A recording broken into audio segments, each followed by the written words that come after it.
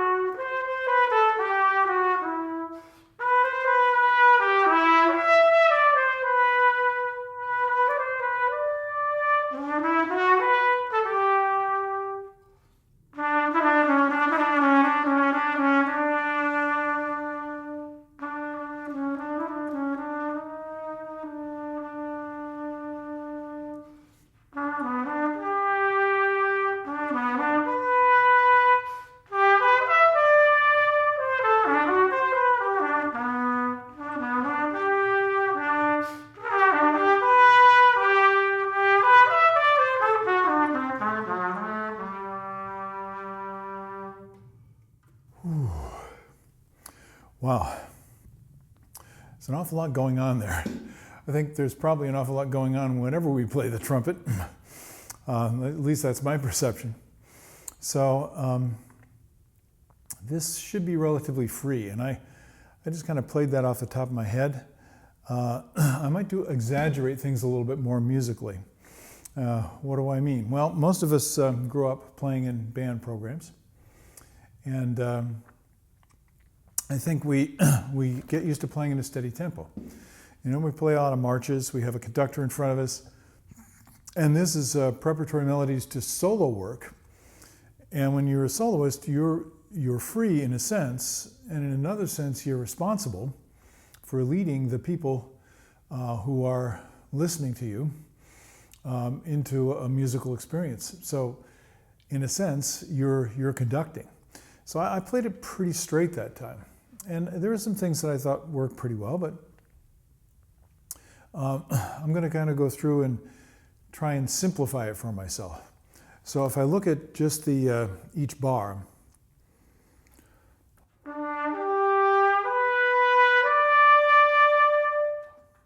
so that covers the first 3 bars. What is it? Well, it's playing out of arpeggio. I'm just playing a shape, but when I'm playing the individual notes, I'm not necessarily concentrating on the shape. So this time I'm going to concentrate more on the shape.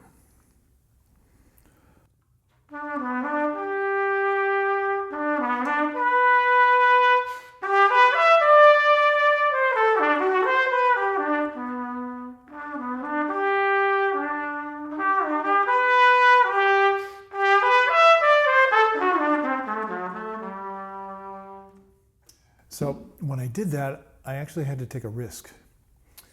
And this is something that all trumpet players experience, so I sincerely hope you'll understand what I'm talking about here. In order to concentrate on the shape of the line and my musical intention, I needed to let go of thinking about playing the trumpet. I needed to let go to some degree of concentrating on what I need to do in order to make it sound good. And that was a risk. And I lost some things. I definitely had a less sense of control. And most of us are looking for a sense of control. But that's why I find playing these melodies so valuable.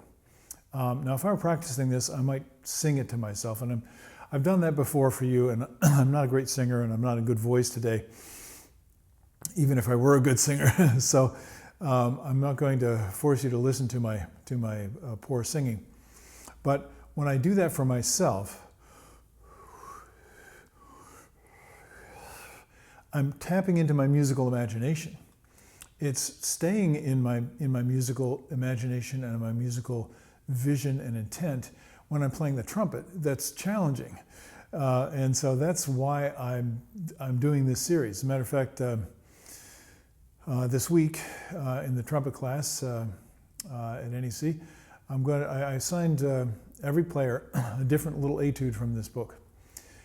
Most people are not familiar with the book, so they probably have not already played it before. It's just a few lines of music. This is 5 lines of music with a DS, so I guess it's 7 lines altogether.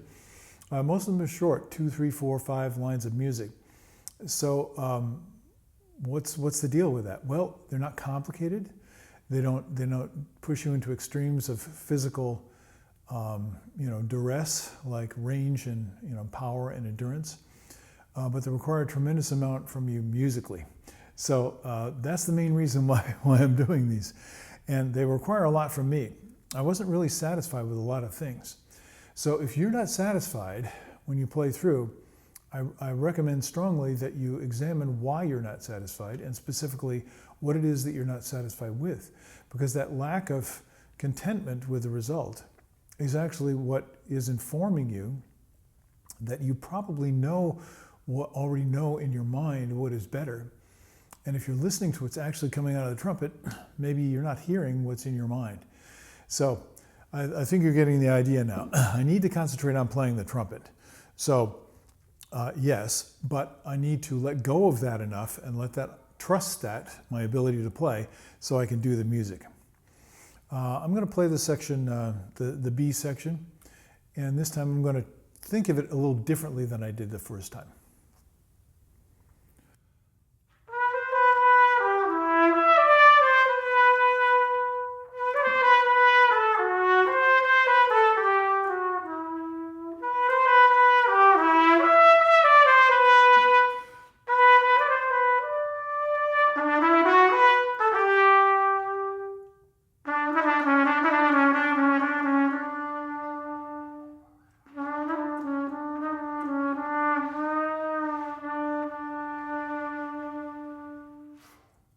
So you see, now I'm playing with it a little bit.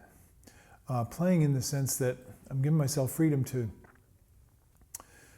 go in the direction of some of the musical ideas that I have when I'm hearing the music in my imagination. And I may not get a good result. I might have more trouble playing the trumpet, but I think we all need to push ourselves in that direction. This is especially true for people who are playing orchestral music and practicing excerpts and competing to play in an audition. The 2 primary things that when you ask players in sections of great orchestras, the 2 primary things that they listen for are a personal musical voice. We're not talking about good tone. We're talking about somebody who's singing through their instrument regardless of what the instrument is. It could be anything from timpani to double bass to piccolo to snare drum to violin or even the trumpet, which is a challenging instrument to make music on. They're listening for your personal musical voice. And that means first you need to find it, and then you need to be willing to trust it, and then you need to be developing it, and then gaining confidence in singing with that voice when other people are listening, because it makes what you're doing authentic. So that's one main thing. The other thing that they're listening for is musicianship. Now, some of you have ideas of what that means. It doesn't mean play it correctly. It means understanding the language of music and allowing that language, allowing that understanding to help you taste when you hear other musicians kind of channeling that musical imagination. And I strongly suggest that you do a lot of listening to many different kinds of music, all different forms, from folk music to classical music in every culture. For example, you could listen to classical Indian music, ragas, extremely informative, or you could be listening to Indian folk music or Indian pop music. It's all different culture, but there's different genres within that culture. And of course, music is a universal language, so all our forms are influencing one another. Now, sorry for getting professorial and kind of philosophical about this, but I think that's what they're listening for. If they had 100 candidates come in to the Chicago Symphony and play one right after the other, they're not going to choose all 150. They may choose no one. They're looking for someone who gives them a musical experience. So learn how to speak the language, and this is one of the ways that I do it. So I'm going to leave you to practice this a little bit, and you know what the technical difficulties are. You experience it, but give yourself a chance to play around a little bit. I'm going to take a risk, and there's something that I don't like technically. So I'm going to look at that. This is the fine, the last couple of bars, where it goes forte and then diminuendo at the end. So I'm going to play into that a little bit. Let's see. Yeah, I'm going to start the pickup to the fourth bar from the end of the piece.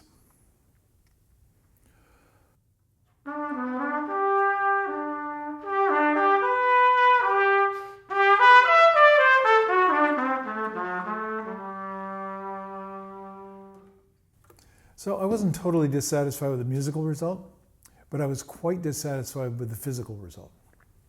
In other words, I didn't make it sound too terrible. It was close, but physically I was quite far away. So the other thing you want to keep in mind when you're working on these is, go for the music, go for the beauty, the grace, the expression, but you have to have an extremely well-developed skill set, many skill sets, in order to do this well. So for me, when I played that, just to let you know what was actually going on in my mind, when I went from forte down to mezzo piano, maybe at the end, and when I articulated, and when I changed the time a little bit to try and get some musical expression, I started to get physically tight. So to practice that, I would do this very simply.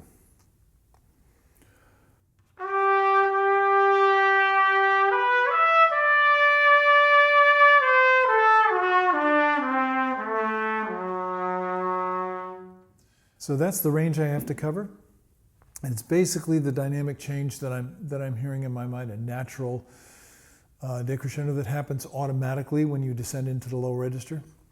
But I'm physically not comfortable, and I can tell because I'm not producing the same sound all the way through.